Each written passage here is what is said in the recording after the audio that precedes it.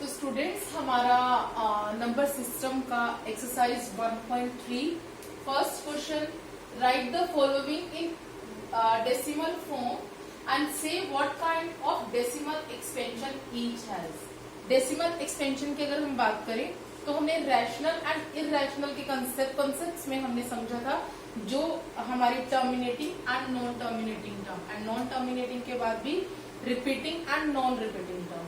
Already हमने ये सारी चीजें एक्सरसाइज 1 और 2 में कर चुके हैं, तो ये सेम कंसेप्ट्स को ही फॉलो करते हुए हमें ये बताना है कि क्या ये जो आपके पास फ्रैक्शनल फॉर्म दी गई है वो किस तरह का डेसिमल एक्सपेंशन है, मतलब कि क्या वो टर्मिनेटिंग है, नॉन टर्मिनेटिंग है, रैशनल है या इरैशनल है, हमें ये चीज बतानी है इसमें। अगर हम कहें इसको 36 डिवाइड बाय 100, तो वी कैन राइट 0.36, तो ये तो यहीं पर ही फिनिश हो जाती है। दैट मीन्स इसका रिमाइंडर क्या है, 0 आ गया। So this is your rational term आ गई, this is non terminating, sorry this is terminating term, terminating आ गई, ठीक है।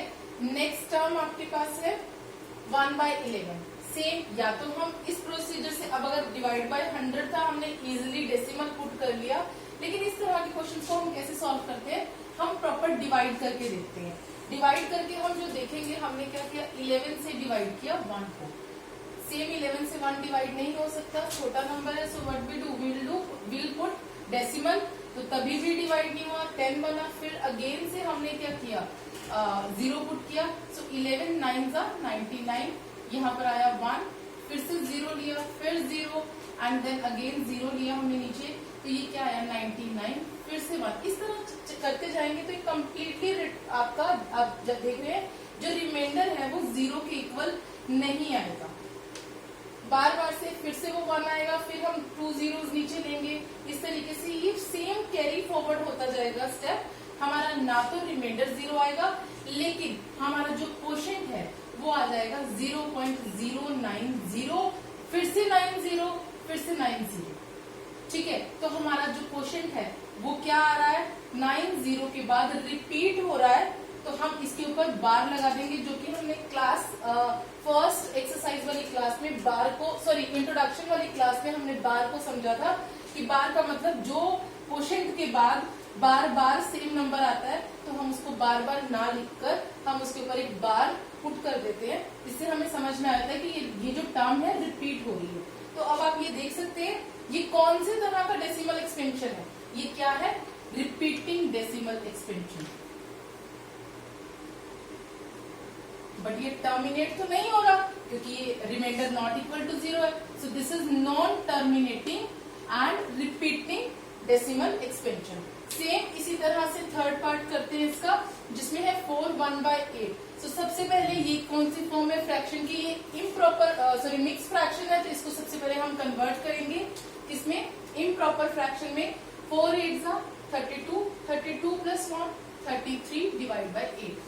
सेम प्रोसीजर से हम डिवाइड करके देखते हैं, 8 से क्या ये कम्प्लीटली डिवाइड हो रहा है, 8 4 32, 1 पुट किया डेसिमल, 8 1 8, 2 0, 8 2 16, 4 0, 8 5 40।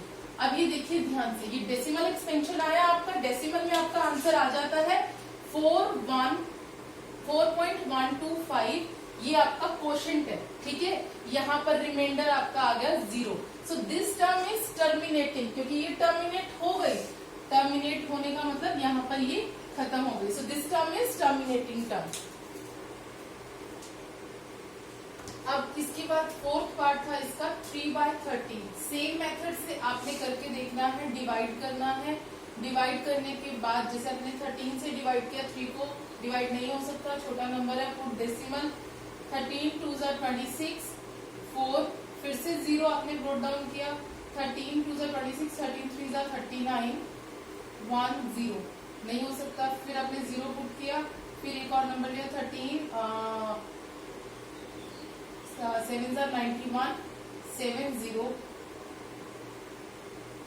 65, 5 0, इस तरीके से इसका क्वोशिएंट आ जाएगा 0.2307 5 and then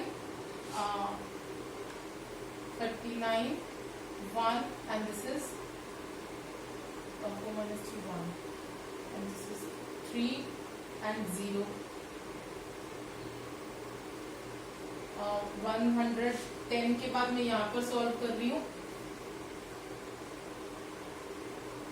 6 and then 0 and फिर से वो आ गया आपके पास 6 and 0.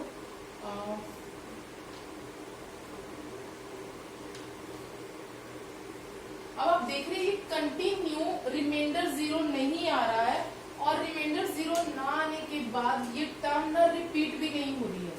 रिमाइंडर भी जिसमें 0 नहीं आ रहा और जो क्वोशंट है वो भी रिपीट नहीं हो रहा. तो अगर ये क्वोशंट रिपीट नहीं हो रहा तो ये क्या होगा? This is the non terminating term.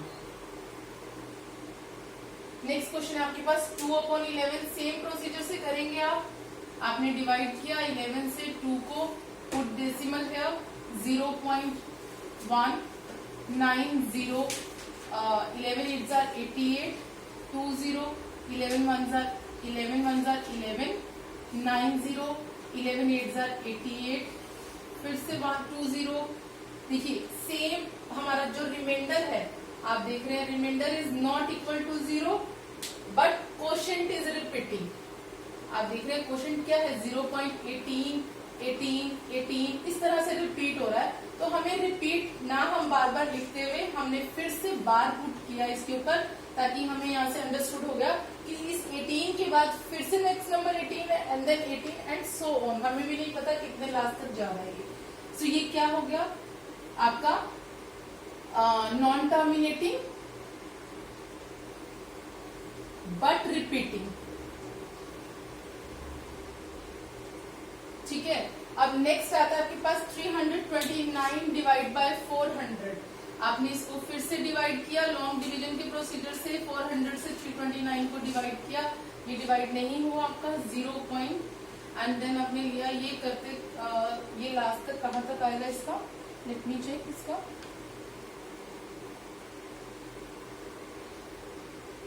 Zero point अगर हम देख रहे हैं इसको 8 पे हमने डिवाइड किया. This is equal to 3200 90 and then फिर हमने 0 लिया.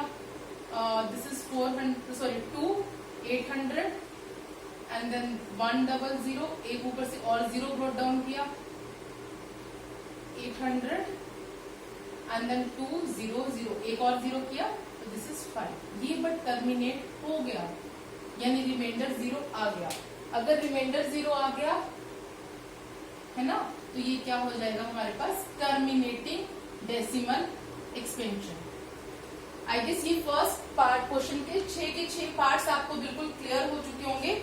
अगर फिर भी कोई चीज क्लियर नहीं हो पा रही है वीडियोस के थ्रू तो आप मेरे नंबर पर 8448479878 पर कनेक्ट करके मुझसे दोबारा से पूछ सकते हैं.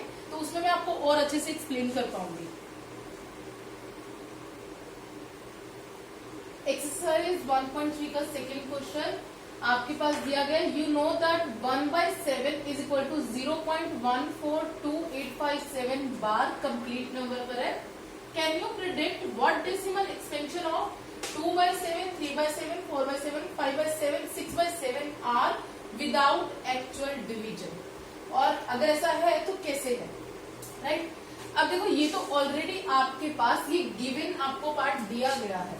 अगर हम इसका सोल्यूशन करते हैं तो हम कहते हैं हमें तो ऑलरेडी गिवन है 1/7 which is equal to 0.142857 and complete number के ऊपर बार है. बार का मतलब इसके बाद अगर ये डिवाइड हो रहा है ना तो वो नंबर 142,857 आएगा, फिर से 142,857 आएगा, फिर से 142,857 एंड सो ऑन. तो बार बार रिपीट ना करके तो इसीलिए इसके ऊपर ये जो स्ट्रेट लाइन है वो स्लिपिंग लाइन इसीलिए मेंशन की गई है क्योंकि ये रिप्रेजेंट कर रहा है इट्स अ बार रिप्रेजेंटेशन ताकि ये नंबर बार बार रिपीट हो जाए. ठीक है. अब आपको बोला गया कि 2/7 को सेकेंड नंबर आपको बोला गया 2/7 3/7 4/7 इस तरीके से सारे नंबर्स आपको दिए गए हैं 5/7 6/7. ठीक है. इन सबको आपने डिवाइड नहीं करना विदाउट एक्चुअल डिवीजन. इनका आंसर क्या है. ये कौन से टाइप का डेसिमल एक्सपेंशन है. क्या अगर हम इसको थोड़ा सा एक्सपेंड कर दे 2/7 को क्या हम लिख सकते हैं 2 into 1/7 बिल्कुल लिख 1/7 का डेसिमल एक्सपेंशन आपको ऑलरेडी दिया गया है, तो हम इसको ऐसा लिख सकते हैं 0.142857 बार। हम इसको मल्टीप्लाई करेंगे 2 से, वी गेट आवर आंसर। इस तरीके से ही हमने 3 इंटू 1/7 एक्सपेंड करके लिखना है, और 3 से हमने 0.142857 बार को मल्टीप्लाई करना है, वी गेट आवर आंसर। इसी तरीके से हमने 4 इंटू 1/7, 5 इंटू 1/7, 6 इंटू 1/7 हमने लॉन्ग डिवीजन भी नहीं किया और हमने उसका आंसर भी निकाल दिया, और हमने बताया उसके बाद कि ये जो एक्सपेंशन आई है that is also repeating expansion आई, क्योंकि एक बार अगर हम ये रिपीटिंग एक्सपेंशन के साथ मल्टीप्लाई कर रहे हैं, क्या फर्क पड़ता है, मल्टीप्लाई कर रहे हैं, बात तो है ना कि रिपीट ही हो रहा है एक्सपेंशन। तो इसीलिए सारे के सारे कौन से टाइप के एक्सपेंशन है, रिपीटिंग एक्सपेंशन।